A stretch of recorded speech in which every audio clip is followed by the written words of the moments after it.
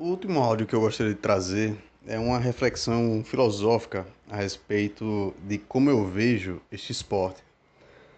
O YouTube, ele possui uma excelente ferramenta que foi adicionada de certa forma relativamente recente, que em grandes vídeos, no sentido de visualização, é possível ver em qual momento as pessoas param para verem tal momento do vídeo. Eu recordo muito bem que, após a Copa do Mundo de 2022, a Argentina realizou um amistoso contra a Austrália. Interessantemente que a Argentina enfrentou a Austrália na Copa em 2022 nas oitavas e posteriormente enfrentou novamente. Messi marcou um gol rapidamente e, porém, este não foi o momento mais visto do vídeo. Porém, foi um momento em que Messi safa-se de três australianos e abre o jogo pelo lado direito para Garnacho, o ponta esquerda, o então ponta esquerda do United. E eu fiquei me perguntando, realmente faz total sentido isso? Porém, por que o objetivo da partida sendo o score, o resultado final, o gol, por que ele não foi mais visto, embora Messi tenha marcado de fato um gol, digamos assim, pelo que eu posso recordar, de fora da área. Não foi um gol de pênalti ou então de qualquer maneira mais simples. Não foi um golaço, porém foi um gol à la Messi. Um gol parecido com o que Messi marcou contra a Argélia. Mas porque tal específico momento de drible, Messi, no caso, driblando três oponentes, safando-se de três oponentes e abrindo o jogo, foi o momento mais visto. Eu achei isso um tanto interessante. E após este momento, que está muito bem cravado para moldar o pensamento que tenho, eu acabei chegando a algumas conclusões a respeito do que é um jogador objetivo e o jogador que possui aquela finesse, o flair, o, o movimento distinto. Porque no final das contas, o movimento distinto, ele sempre será. Não estou dizendo em relação ao objetivo do jogo. O objetivo do esporte, do Association Football, é marcar gols. Porém, o distinto, o movimento distinto, seja ele com finesse, com flair, ou então o que o Diego Ribas, denominou o que Messi fizera ao longo de sua carreira, que é, segundo ele, e essa é uma excepcional explicação, tornar o simples espontâneo. Porque o que Messi realiza dentro de campo são movimentos simples, porém simples no sentido de que o que as pessoas veem em relação a um jogador que possui flair, finesse, como o próprio Ronaldinho Gaúcho, ou então o arsenal que o Neymar possuía, e até jogadores anteriores mesmo. Por exemplo, eu possuo um vídeo no canal em que o próprio Eulódio Martins, que jogou ao lado de Evaristo de Macedo, jogou com o Coach, jogou naquela geração que o Barcelona possuía, com Kubala, Zibo, aquela geração que atingiu a final da UEFA Champions League, desculpe, não UEFA Champions League, mil desculpas, mas da European Cup em 60-61. Pouquíssimas pessoas sabiam que ele era um jogador excepcional no sentido de possuir flair, finesse. Eu possuo um vídeo no canal mostrando que ele era esse jogador. Aquela partida é contra o Wolverhampton, inclusive, na Inglaterra. Eu acho que a maioria das pessoas não sabiam disso. E se você chegar a ler qualquer comentário a respeito de seus feitos na época de Martinez, principalmente nessa partida, como possui vídeo, muitas pessoas levarão em uma condição na época, que era algo completamente normal, mas era normal de fato. Antigamente o futebol era muito mais artístico. O que Martinez realizou naquela partida era comum, era comum. Comum para jogadores, obviamente, craques. Craques. Coach mesmo, Coach, ele era acrobata. Ele ele levantava a bola no meio de campo, eu possuo vídeos quanto a isso. Eu acredito até que eu publiquei um no canal, mas eu possuo outros vídeos quanto a isso que ele levanta a bola no meio de campo e ele passa para Mike. Ou então, Mike, enquanto ele atuava pelo Festivais. Ou então ele passa para Budai, Budai segundo. Ou então até no meio de campo, ele levanta. Isso era comum na época. Essa questão da virtuosidade em relação à arte, ao que era diferente. E interessante que o que era comum naquela época, hoje em dia tornou-se algo completamente diferente. Porque qualquer jogador que apareça atualmente realizando dribles desconcertantes e qualquer coisa característica, torna-se um jogador espetacular, um jogador diferente, acima da média. E isso não é uma questão criticando especificamente o futebol atual. Porém, um levantamento interessante a respeito, e não sendo anacronista em relação, como as coisas mudaram. E o que hoje se vê como um jogador objetivo, no caso, como eu mencionar a respeito de Lionel Messi no áudio, que ele parece muito com Zico em relação à objetividade, antigamente seria algo completamente, eu não sei, abaixo de simples, porém um futebol básico em relação aos toques. Óbvio que não em relação à pretensão do jogador de realizar tal movimento que a plateia não esperava. Porém, com toda certeza, um espectador, se fôssemos trazê-lo da década de 30, 40 e 50 aos dias atuais, ele com toda certeza ficaria entediado a respeito do que o mesmo entende sobre futebol arte. Sobre o Garrincha em si, eu no vídeo sobre o Ronaldinho Gaúcho, eu comentara sobre três jogadores que, ao meu ver, possuem uma superestimação, especialmente por intermédio do público brasileiro. Garrincha, sendo um jogador da década de 50 e 60, ele é um jogador esquecido e, por qualquer outro motivo, muito mais esquecido do que deveria ser. Porque é óbvio que as pessoas esquecem de jogadores do passado. Puskás é praticamente esquecido, de Stefano, embora seja, ao meu ver, um dos maiores jogadores de todos os tempos. Muitas pessoas colocam jogadores como Zidane, entre outros, acima do mesmo. Moreno também deveria ser. Porque o tempo vai esquecendo de tais jogadores. No caso do Garrincha, isso é algo ainda mais específico em relação ao mesmo. No livro de. Acredito que o autor é Rui Castro, a biografia de Garrincha. Acredito que seja Rui Castro, o nome dele é Rui, eu esqueci o sobrenome dele. O mesmo comenta que Garrincha atingiu o ápice de 58 até 62 naquele 3-0 contra o Flamengo na final do Campeonato Carioca. Após isso, Garrincha, obviamente que possui a sua decadência, entra em decadência, inclusive na Libertadores de 1963, quando o Botafogo disputa com o Santos a vaga para a final, os próprios dirigentes do Botafogo queriam encerrar o contrato de Garrincha porque o mesmo não aparecia mais nos treinos devido às condições que estava e os problemas que eu não entrarei em questão. Mas Garrincha, eu acredito que ele sobressaia na questão de ser um jogador que possuía o flair, a finesse, por duas questões.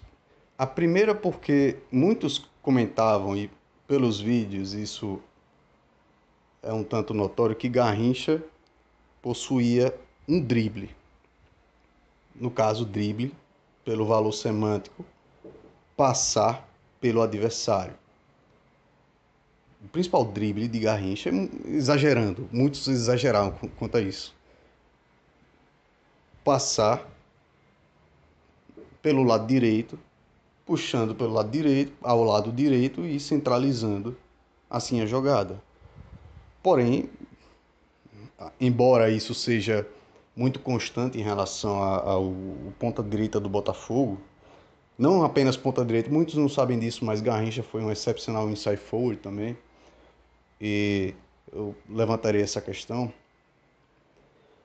O Garrincha, ele era um jogador completamente despreocupado em relação ao que acontecia dentro de campo. Como se fosse apenas uma brincadeira. Aquela, aquele espírito infantil, aquele espírito de criança, de se divertir dentro do campo, como se nada, como se coisa alguma tivesse peso. E isso é mais devastador do que o jogador que aplica os truques, a arte, o flair, a finesse por questão natural. É mais devastador ainda. Por quê? Porque no caso de Garrincha, não era apenas talento em si, mas sim o jeito dele. No caso do Messi e do Maradona, dois jogadores diferentes, um sendo minimalista e o outro possuindo a finesse, o flair, o arsenal, todos sabiam o que deveriam fazer, certo? Maradona possuía os seus truques, entretanto ele sabia qual era a conclusão da jogada, sempre visando cada vez mais atingir o objetivo da partida. O Messi, com os toques simples, porém espontâneos, também. O Garrincha já é muito diferente disso. E por que é perigoso? Porque não possui peso. A, o, a sensação, pelo que obviamente não viu mesmo atuar e não possuo nenhum vídeo privado, em arquivos privados a respeito, porém, pelo que eu já li, que não foi pouco a respeito do mesmo, o que classifica ele acima desses outros jogadores de finesse é o fato de que ele aplicava com a leveza quase que não objetiva diante do jogo.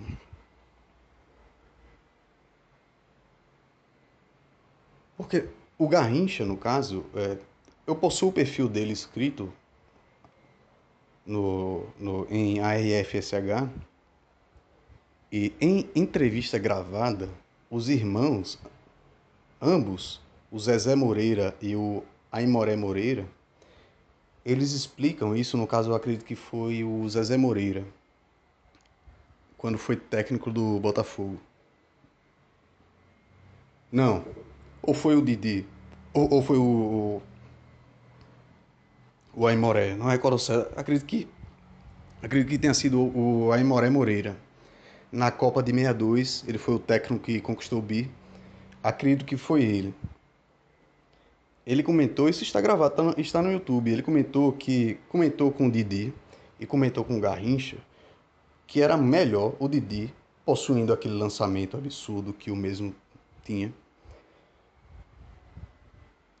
lançar o Garrincha nas costas do marcador, no caso o lateral esquerdo ou qualquer outro que estivesse marcando o Garrincha, e o Garrincha receber a bola livre, assim não tendo que driblar o seu marcador e, obviamente, que recebendo em condições muito melhores de arrematar ou então centralizar, como o mesmo fez durante a sua carreira. E ele combinou com o Didi, combinou com o Garrincha. A jogada foi realizada, só que o Garrincha, ele parava a bola, esperava o marcador voltar. Isso está gravado. O Aimoré, foi o Aimoré Moreira que, que conta a história. Eu deixarei o link. Ele espera o marcador voltar, dribla o marcador e aí sim conclui a jogada. Não recordo o desfecho, mas ele conclui a jogada após esperar na frente o marcador voltar e aplica a jogada, driblando o marcador. Se isso não explica a total falta de objetivo do Garrincha, e assim o poder que o mesmo possuía diante de uma partida de futebol, como o mesmo Rui Castro, se não me engano, o sobrenome dele é esse, entre 58 e 62, eu não sei o que mais explica. É um poder de técnica, de certeza, na verdade, certeza mascarada por uma certa não noção do que ele está fazendo, no sentido de que ele aparentemente não sabia o que era uma partida de futebol, não sabia o que era uma Copa do Mundo. Um torneio de grande escala era como se ele estivesse jogando. E isso não é questão de desmerecê-lo. Não, muito pelo contrário. Isso é uma característica que eu nunca tinha notado em outros jogadores. Eu nunca tinha visto isso em nenhum outro jogador. Garrincha tratava uma partida de final do Campeonato Carioca, que era muito importante na época do mesmo, e a Copa do Mundo como se fosse um torneio, um torneio completamente irrisório, um, uma pelada do lado da casa dele, como muitas vezes ele era chamado, após beber cachaça. Garrincha, para quem não sabe, foi batizado com cachaça. Ele, segundo o Rui Castro, pelo que eu posso recordar, ele descendente de índio, ele foi batizado. Desde cedo, desde novo, ele bebia cachaça, desde novo. E ele tratava como se fosse qualquer outra coisa. E isso é o mais perigoso. Porque quando você junta talento com a completa falta de noção do que está fazendo, você tem um jogador como Garrincha. Um jogador completamente irreproduzível em relação a, as características próprias mesmo, a capacidade técnica absurda, principalmente de drible e de espetáculo, como eu comentara no início do áudio, muitas vezes, embora o Garrincha seja muito destacado por conta de suas assistências e principalmente devido à Copa de 62, ali o apogeu de Garrincha, pelos seus gols, os dribles são muito mais destacados e sendo mencionado como um jogador completamente imprevisível. Muito por conta de diversão. Algumas vezes Garrincha driblava o goleiro e voltava para driblá-lo novamente. Impressionante isso. E quando era inside forward, muitas pessoas não sabem disso, mas Garrincha era inside forward. No caso, um meia pelo lado esquerdo. Muitas pessoas não sabem disso. Inclusive, ele atuou assim quando o Botafogo enfrentou o Honvéd na turnê de 1957 da equipe húngara. Ele atuou assim pelo Botafogo. As pessoas acham que Garrincha era apenas ponta direita, mas não. Ele atuou assim, de certa forma. E, completando o áudio, existe essa questão minimalista, embora espontânea e possuindo a sua própria elegância, como o caso de Zico, Messi, e a questão de outros jogadores possuindo mais flair do que a objetividade em si, como o próprio Ronaldinho Gaúcho. O Ronaldinho Gaúcho, na verdade, é o exemplo máximo disso.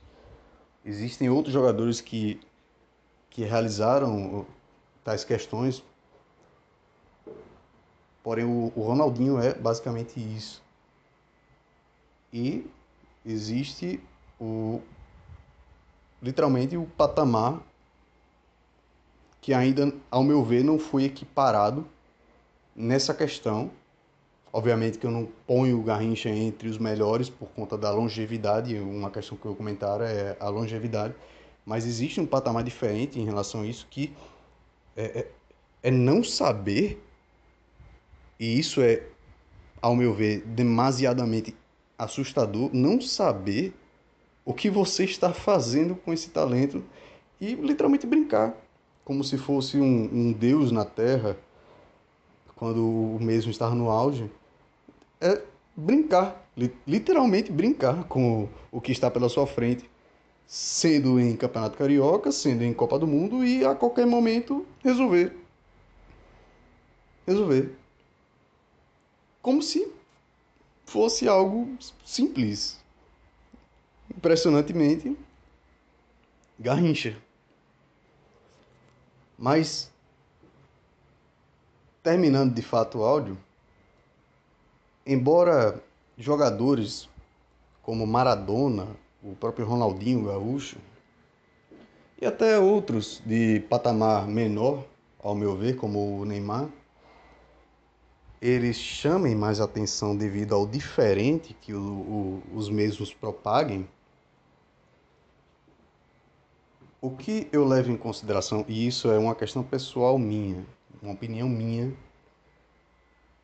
e que talvez muitos concordem, é que a longevidade dos mesmos, e são 3 exemplos, e no caso do Garrincha, 4 exemplos, que Garrincha não foi um jogador longevo, isso em termos de auge, de cume, de pico, é a longevidade. Eu sempre levo em questão a longevidade. Pelé foi um jogador de baita longevidade. Puskás, embora possuindo menos finesse do que o Garrincha, do que o Maradona, foi um jogador de longevidade. O Di Stéfano foi um jogador que, embora fosse muito artístico, também possuiu muito mais longevidade. E devido a isso, eu considero esses jogadores superiores aos tais citados. Entretanto, se me perguntarem para escolher entre uma partida espetacular do Maradona e uma partida espetacular do Messi, não há dúvidas que, com toda certeza, na verdade, com toda certeza, eu escolheria assistir uma partida de Diego Armando Maradona Franco pelo espetáculo artístico. Como eu mencionei anteriormente, a maioria das pessoas, embora Messi não seja um jogador de finesse, de aplicar esses dribles diferentes, embora uma jogada driblando 3 australianos mostre mais interesse para as outras pessoas, seguindo a linha, com Maradona não seria diferente. E é o diferente que faz com que as pessoas acabem se apaixonando pelo esporte.